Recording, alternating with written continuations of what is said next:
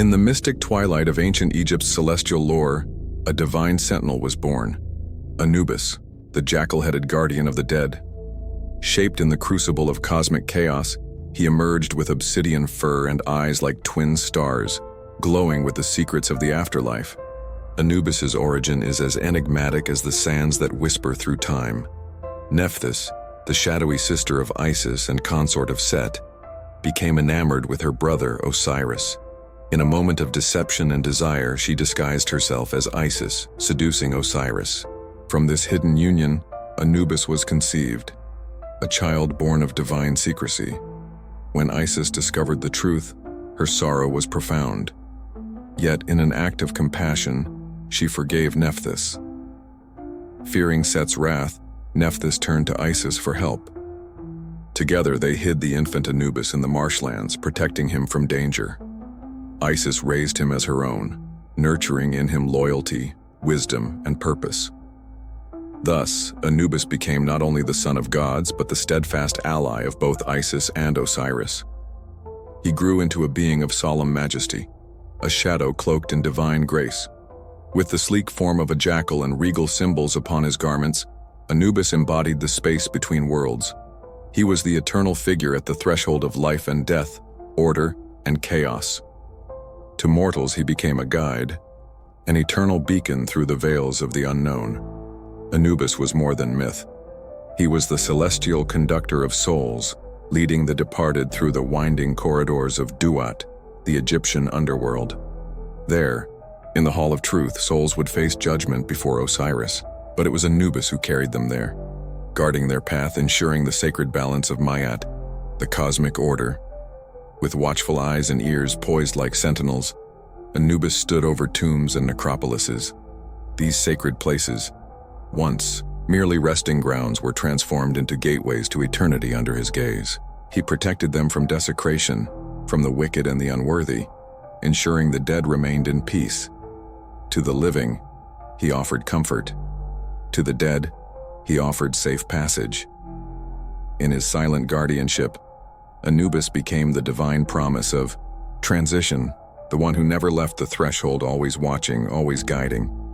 His name echoes through the ages as more than a god, as a symbol of transcendence, a protector of the sacred, and a guardian of eternal truth. The boundaries between life and death.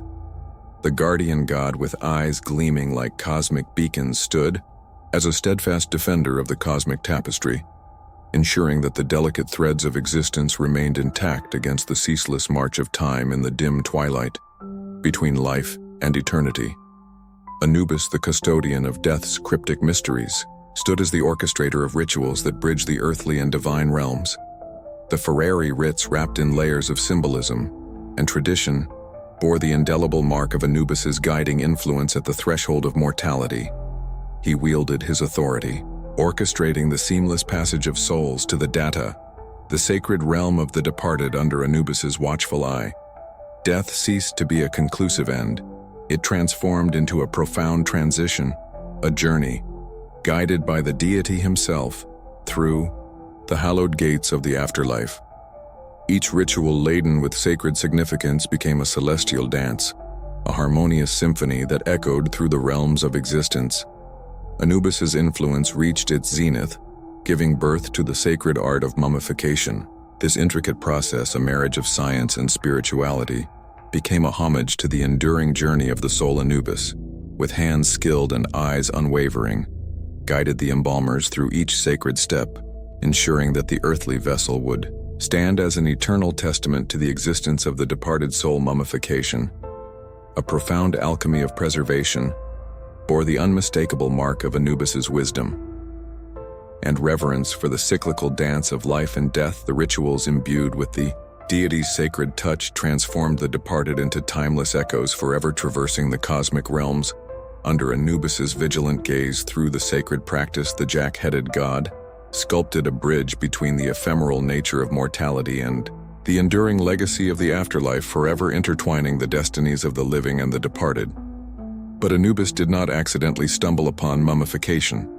Rather, he was sought after by Isis. Anubis's influence wove seamlessly into the story, of Isis and Osiris as the god of the dead. Anubis took center stage in a poignant drama, as he played a pivotal role in the mummification of the revered Osiris. The mighty Osiris ends snared by the nefarious Set's treachery met his end at the hands of his own brother. His body was severed and scattered across the lands. Isis, determined to revive her husband, ventured into the deserts of Egypt and retrieved his body parts. Anubis, with a stoic resolve, assumed the weighty responsibility of overseeing the transformation. With meticulous care and somber determination, Anubis guided the sacred rituals that turned Osiris into the first mummy. The process mirrored the god's eternal vigil over the departed, a pant dance between mortality and the afterlife. This tale echoed through the corridors of time, a profound demonstration to Anubis's unwavering commitment. While Anubis managed to complete the mummification of Osiris, it was not without its challenges. The process in locating Osiris and keeping their location a secret from Set was an arduous task. Set, the relentless god, sought to disrupt the celestial order, plunging the realms into disarray. He feared the return of Osiris and sought to put an end to his revival. Anubis, resolute and fierce, emerged as the defender of the sanctity of the afterlife.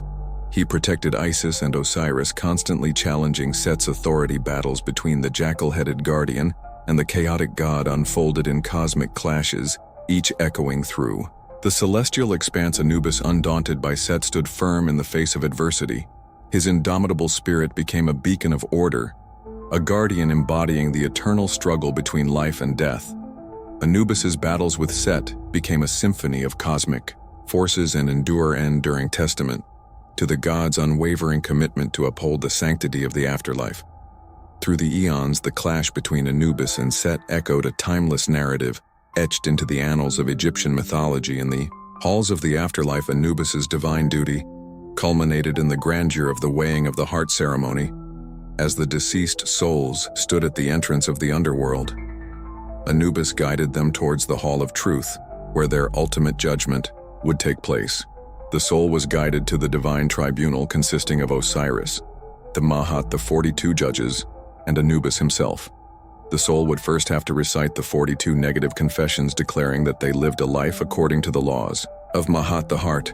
A vessel of the soul's essence would then be placed delicately on one side of the scales, while the feather of Mahat rested on the other. With eyes discerning as the constellations, Anubis observed the cosmic scales where the fate of souls hung in the balance. The ceremony held the very key to one's destiny, eternal bliss or the shadows of oblivion, a verdict intricately tied to one's earthly deeds. Anubis, the arbiter of righteousness, presided over this sacred spectacle where the echoes of mortal lives resonated through the celestial halls. A balanced scale would signify a righteous soul, and they would be guided by Anu to the field of reeds, a paradise, where they could live on for eternity, while an imbalanced scale would seal the fate of the soul. Their heart would be fed to Ammit the devourer, resulting in a restless soul forever tied to Duat, the underworld. In the cosmic ballet, where gods and destiny twirled, Anubis's influence transcended the realms of the dead to touch the healing embrace of the Eye of Horus. This divine eye, wounded in the cosmic clash between Horus and Set, found solace and restoration under Anubis's watchful gaze. The god of wisdom sought the aid of Anubis to help mend the Eye of Horus. Together, they helped heal Horus so that he could continue to challenge Set for his rightful seat on the throne. The Eye of Horus now became a symbol of pulsating divine power, which bore the indelible mark of Anubis's enduring influence. Through this cosmic alliance, the vigilant guardian of the afterlife and the healing eye forged a bond that echoed through the celestial expanse, weaving a tale of protection, restoration, and the eternal dance between light and shadow. In the vast expanse of ancient Egypt, the very fabric of existence quivered with foreboding. When Opep, the serpentine embodiment of chaos, sought to cast the sun god Ra into the eternal shadows, Ra summoned the pantheon of gods to stand alongside him in a celestial battle against the encroaching abyss among the gods. Anubis emerged as a vigilant guardian, his jackal visage ablaze with divine fervor, joined forces with Ra in a cosmic struggle of light against the encroaching darkness. With the assistance of Anubis and the rest of the pantheon, Ra ventured forward towards the face of impending chaos. Together they waged war against Opep, a day battle that symbolized the essence of order confronting the chaotic abyss. Amidst the vastness of Egyptian mythology there existed a lesser-known but enchanting tale, the tale of two brothers Be and Anubis. Anubis, not shackled solely by the solemnity of his duties, found joy and camaraderie with his brother Beta. Their story, a symphony of love, betrayal, and divine justice, resonates through the annals of ancient Egypt. Anubis and Beta brothers, bound not only by blood, but also by the sacred bonds of camaraderie, toiled side by side. Together they cultivated the fields, tended to the herds, and shared the harmonious rhythm of their daily lives. Bata, the younger of the two, possessed a unique gift, the ability to understand the language of the cattle as he slumbered amidst the gentle low of the beasts. A profound connection blossomed between man and animal, a test to the harmonious existence of mortals in the divine. However, their lives would soon be marred by the shadow of deceit. Anubis, wedded to a woman whose beauty rivaled the stars, found his marital bliss shattered by the treacherous whispers of his wife. In her malicious heart, a plan unfurled to sever the bonds of brotherhood. One fateful day, as the brothers sed the seeds of the earth, the plot unfolded. Beta, seeking more seeds, approached Anubis's wife. She proceeded to ignore Bata until his strong stature caught her eye. Fascinated, she attempted to seduce Bata, but he remained resolute in virtue and spurned her advance, telling her that she was like a mother to him, while Anubis was like a father. The treacherous wife, scorned and humiliated, concocted a web of lies. She wounded herself, feigned illness, and accused Bata of a huge crime. He did not commit the crime of forcing himself upon her. Anubis, fueled by righteous anger and deceived by false tears, took up his spear, seeking vengeance. Yet the divine weave of fate intervened. Bata, warned by the very creatures he cared for, fled to the shores of Egypt. There, a watery expanse guarded by crocodiles and monsters stood between the wrath of Anubis and the innocence of Butarahari. The fusion of Ra and Horus casted a protective barrier, a celestial moat that thwarted Anubis's pursuit. Separated by the expanse of water, Bata and Anubis communicated through divine revelation.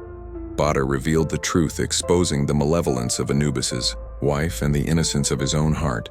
Bata cut his pines and threw it for the monsters of the water to eat, and told his brother that he would go to the valley of cedars, take out his heart, and put it on a cedar tree and live as an incomplete man. If the flower was cut, he would die. He said that if Anubis looked for the heart and placed it in a glass of water, he would return to life. Bata also told his brother that if he finds his drink boiling in the cup, he should know that he is in danger and in need of his help.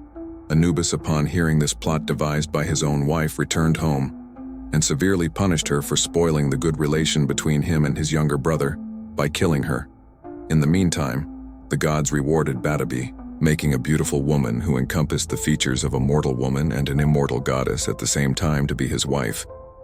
Beta told his wife to stick to her home in the valley of the cedar and never leave it for fear that the sea may carry her to any remote place, since he, as an incomplete man whose heart is on the top of a cedar tree, would not be able to protect her. However, she did not listen to Beta and was kidnapped by the soldiers of the kingdom. They brought her before the king, who immediately became mesmerized by her beauty. Fearing for her life, she told the king that she was the wife of the man whose heart rested on top of the cedar tree. Hearing this, the king ordered that the tree be cut down so that he could rid the world of Beta. In that moment, Anubis's drink began to boil, signaling to him that Beta was in trouble. Anubis, burdened by guilt and love for his brother, embarked on a quest to reunite their souls. For 7 years, he searched for the heart of Beta. He even located Bata's lifeless body, but the heart was nowhere in sight. In his final day of his search, he decided it was time to return home. He picked up a berry from the cedar tree and took it home. As a memento, to his surprise, when Anubis placed the berry in a cup of water, it transformed into a heart. Immediately, Anubis raced to Beta's body and began feeding the drink to him. Magically, Beta returned to the land of the living, full of vigor. Yet the tale was far from over. Beta, harboring a desire for retribution, devised a plan. He transformed into a remarkable bull, a gift for the king and his treasonous wife Beta. In the form of a bull, whispered the truth to the queen, exposing the malicious intent of B's wife. Enraged, she orchestrated the butchering of the bull, unknowingly sealing her fate. As the bull was dismembered, drops of bees' blood fell, birthing 2 enchanting paratrees. The trees admired by the king and queen harbored the lingering essence of Beta, the malevolent wife, in an act of cruelty, ordered the trees fell to craft a splendid piece of furniture for the palace in a twist of fate. A fragment of the cedar tree imbued with the life essence of Bata entered the queen's womb as she gave birth the truth long hidden, unraveled as the son was Bata himself, and he revealed the tale of his origin and the wickedness of his mother, the queen. Now exposed, confessed her sins, and was sentenced to death. Anubis, the loyal brother, was excessively rewarded, ascending into the throne after the demise of the king, and thus concludes the myth of Anubis and Bata, a tale of brotherhood, deceit, and justice in the timeless sands of ancient Egypt. Anubis's kinship extended beyond the familiar, as he found an ally in Web-Way, the wolf-headed deity. Together with eyes gleaming like cosmic beacons, they assumed their roles as guardians of the sacred necropolises. Wewa, the opener of the ways, seamlessly complemented Anubis's duty as the guide to the afterlife, their celestial partnership. Heads held high and eyes fixed on the cosmic horizon symbolized an unwavering resolve to lead departed souls through this intricate labyrinth of eternity. As they stood side by side, the duo forged an unbreakable bond, an eternal duty to the collaborative nature of guardianship. In their watchful gazes over the sacred necropolises became sanctuaries guarded by the union of jackal and wolf, echoing through the corridors of the afterlife. In the hearts of ancient Egyptians, Anubis carved a sacred niche not as a distant deity, but as a cherished companion in the journey of mortality. Within the depths of their souls, he wasn't just the jackal-headed god, he was the compassionate guide, the unwavering presence steering souls through the ethereal realms beyond life's curtain. To the Egyptians, Anubis's jackal visage embodied not only the enigma of the afterlife, but also the comforting embrace of a benevolent guardian. Anubis for them became the bridge connecting the known and the unknown, a divine presence woven into the very fabric of Egyptian consciousness in the twilight moments between life and death. He stood as a beacon of assurance, a celestial guide escorting the departed through the mysterious tapestry of the afterlife. In the hallowed precincts of temples where the earthly and the divine intersected, divas paid homage to Anubis. With reverence and devotion, the air was thick with the sweet scent of incense, a fragrant invitation for the divine to descend. Priests draped in ceremonial attire invoked Anubis's presence, their words rising like prayers into the cosmic expanse. Altars adorned with offerings of food, symbolic of sustenance for the departed, became sacred ground.